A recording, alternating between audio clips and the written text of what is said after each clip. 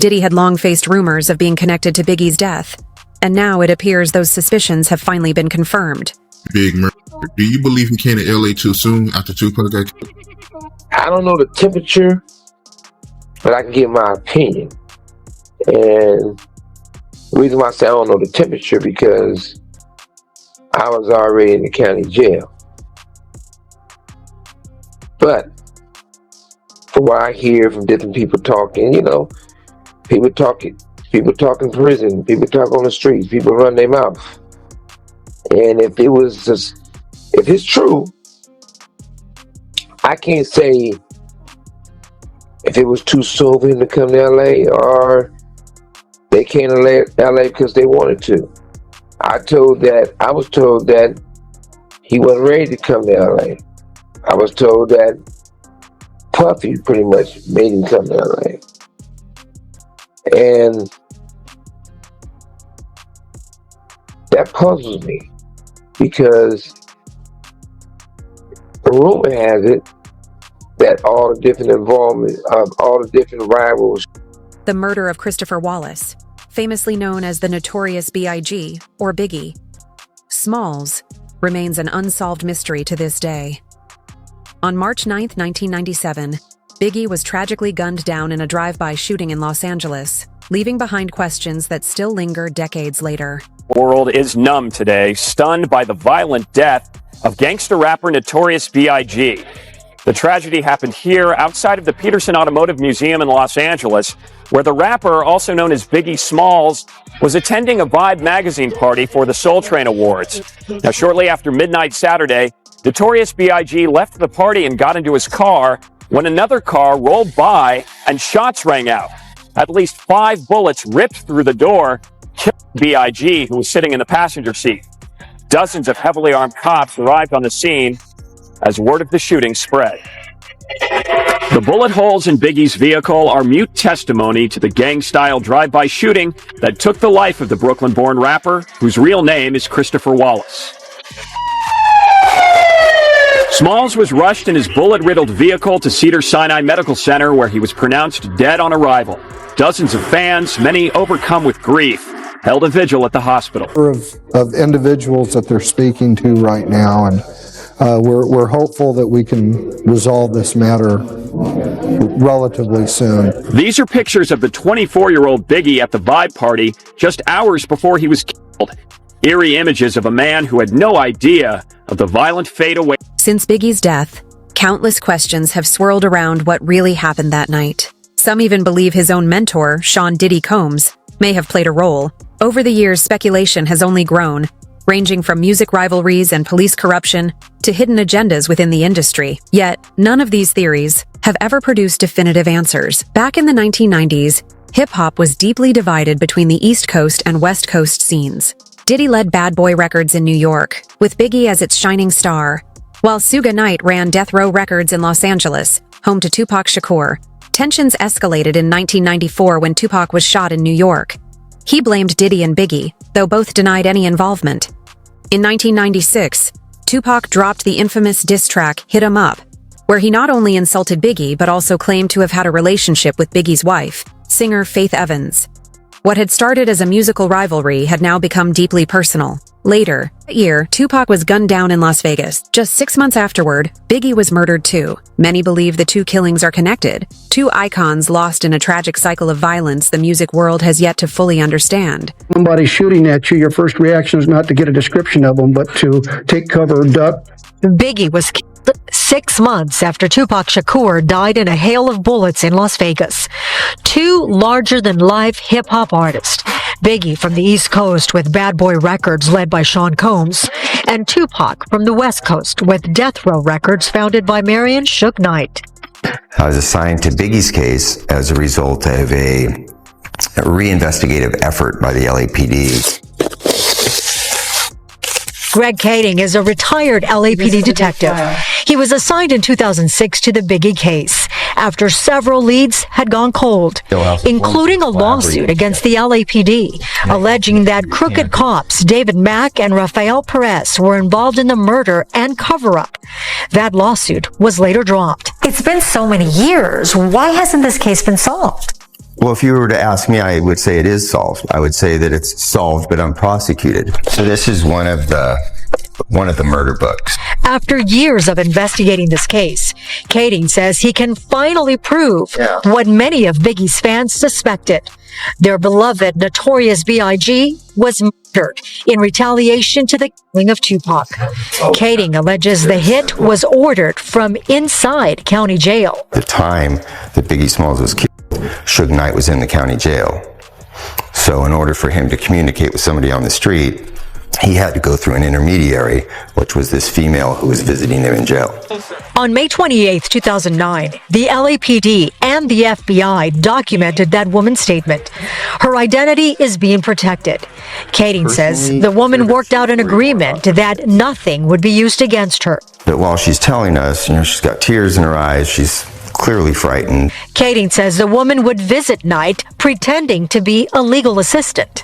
That allows her to go in, sit down with Suge, and have unmonitored visits. Deputies can't overlisten on the phone. They can't stand there and overhear the conversation. So that's how it was set up, so that she could have confidential conversations.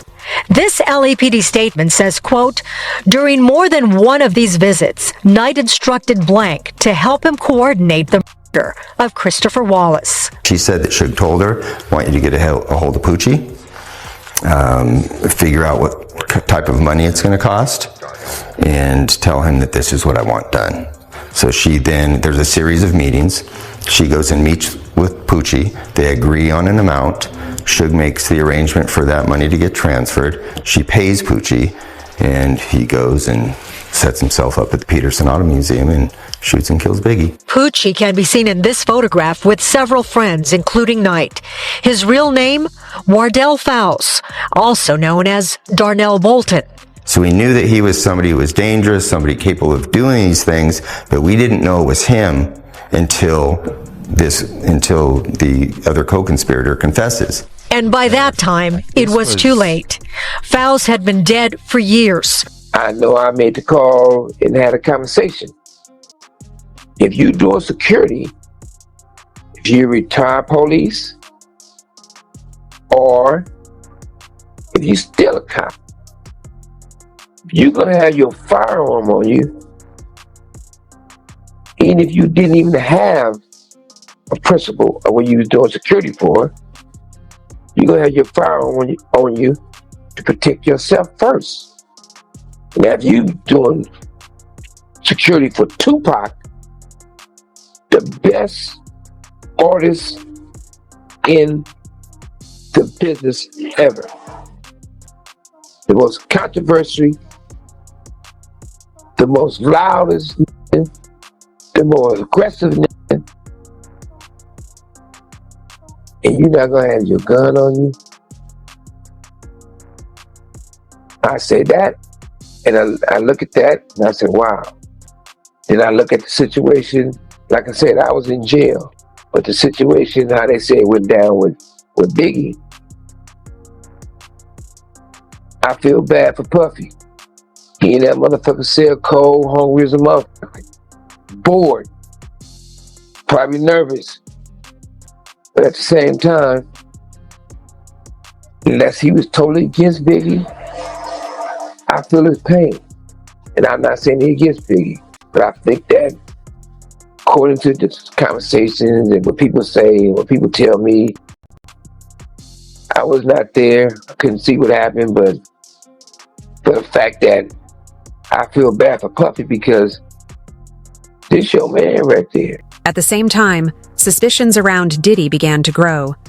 Some believed that Biggie was planning to leave Bad Boy Records and start his own label, a move that could have shifted the balance of power in the industry. This led some fans to question whether Diddy might have had a motive to prevent him from walking away, fueling even more speculation about his possible involvement in Biggie's untimely death. People that say Biggie was asking for him coming to LA so soon after Tupac got killed, and him getting on the radio rapping Long Kiss Goodnight. Man, you would get 100 people in the room, and out of the 100 people, probably 3 would say it was all right for Big to be in LA. 97% of those people would say he had no business in LA at that time. We all knew that. Why would Puff rent studio time? Come on, man. Look, you got to look at what people do, man. You know Pac just got killed. It ain't no kind of business Big was doing. Big couldn't even walk. He couldn't run. They was pushing him around in a wheelchair, brother. Why the hell would you rent studio time in LA for him to finish your album when in fact you got your own studio, Daddy's house? Let's keep it a buck. Let's stop this bullshit, man. Let's stop doing these interviews, man, about this shit. Because people ain't getting it. He did not want the beef with the Crips. Puff ain't want the beef with the Dog Pound, Snoop them or whatever. Big started that beef. You understand what I'm saying? In 2024, Diddy's former bodyguard, Uncle Ron Smith, sparked controversy by posting a TikTok video in which he accused both Diddy and rapper Jay-Z of being involved in Biggie's death. According to Uncle Ron, Biggie was becoming too influential and was planning to leave Bad Boy Records, something that allegedly made Diddy feel threatened. He also claimed that Jay-Z had his own reasons for wanting Biggie out of the picture, adding a new layer to the long-standing mystery and reigniting public interest in one of hip-hop's most tragic stories. Jay-Z and Puffy wanted Biggie killed. Bottom line. You don't have to believe me. Believe the facts. Here's a man that wanted to leave Bad Boy. He wanted to do his own thing. He mentioned several times how he was tired of being used and abused, that he was bigger than Bad Boy itself.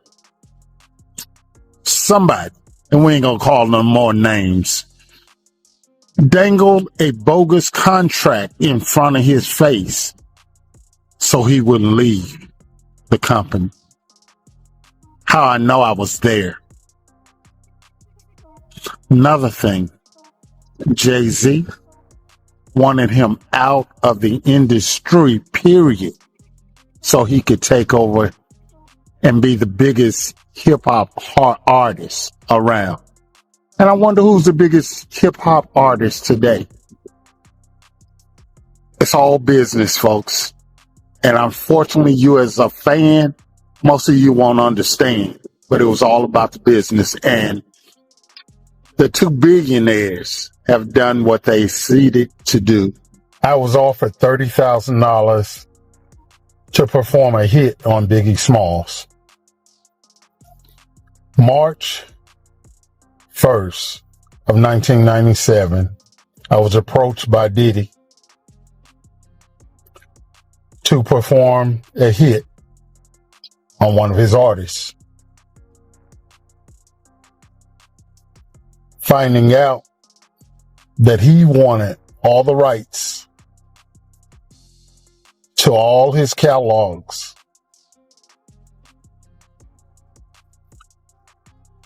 I turned him down because I also found out that very night that Biggie had plans of leaving Bad Boy. Biggie should have never been in California to promote an album with a broken fibula bone, who could barely walk,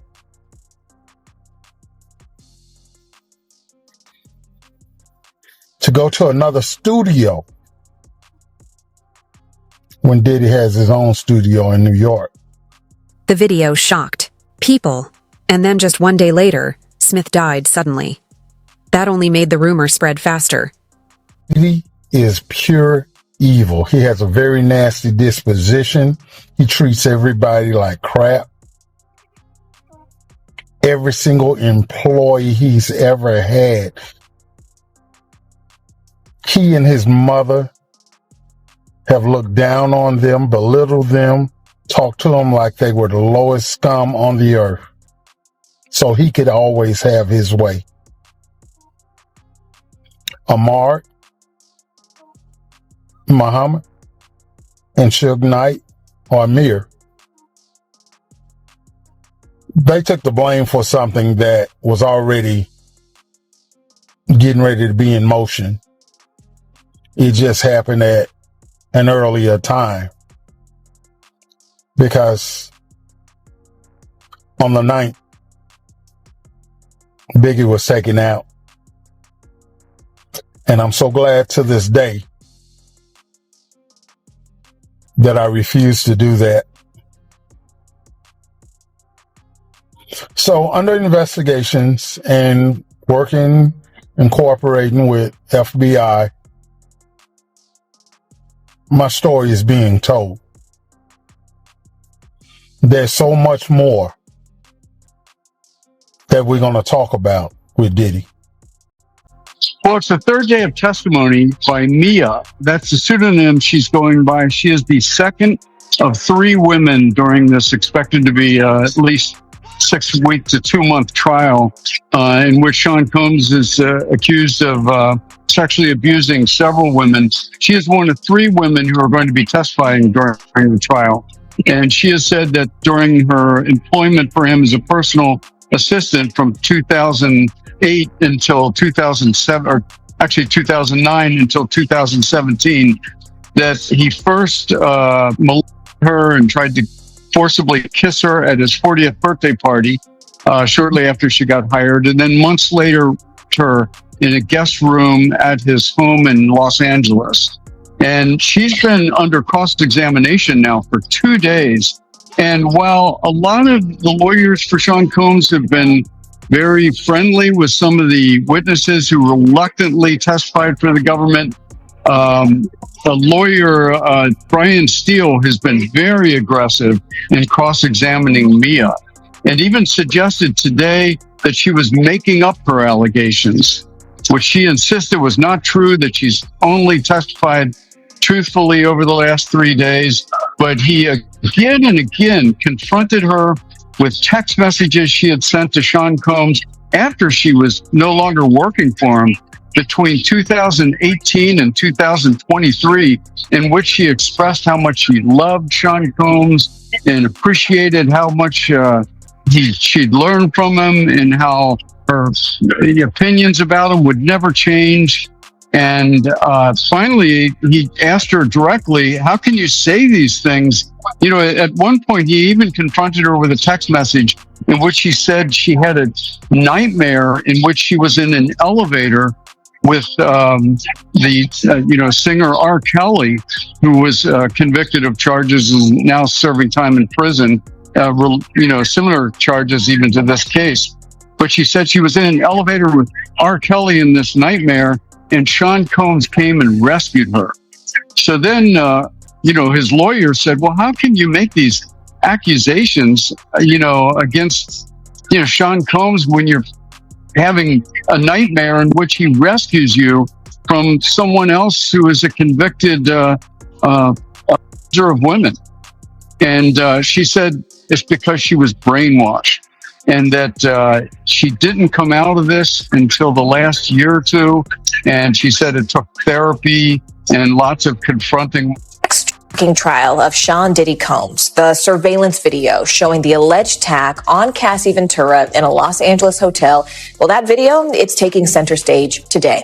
Jurors got a chance to hear from the hotel's former security supervisor earlier on today, and he testified about the $100,000 payoff that Combs made to purchase that incriminating video. Now, Combs does not deny that a transaction happened, but his attorneys say that he made the payment to avoid any negative press. NBC News senior national correspondent Stephanie Gosk joins us now. Stephanie, it's interesting because this former security supervisor essentially says that, look, I heard from Combs's people, I heard from Combs's from his personal cell phone, ding, ding. What exactly are they saying happened, especially if Combs acknowledges that a transaction was made? He lays out a pretty remarkable timeline, actually, Morgan. So this guy comes into his shift and he's told by people that there was an incident the night before. And then he gets a phone call from Combs's assistant. Pardon me, that is my phone. Okay. And I apologize. The phones know we're talking about the phones, right? I apologize. But listen, so he comes in for a shift. He gets a call from Combs's assistant and says, hey, we really want to see that video. We know is this, that, and the other. And he said, no, you can't. I can't show it to you. You got to talk to management. Then that assistant shows up at the hotel, says that she wants to speak to him. He goes down. In person, again explains, I can't give you the video. I can't show you the video. But according to his testimony, he tells her it's not good. He then goes back up and gets another call.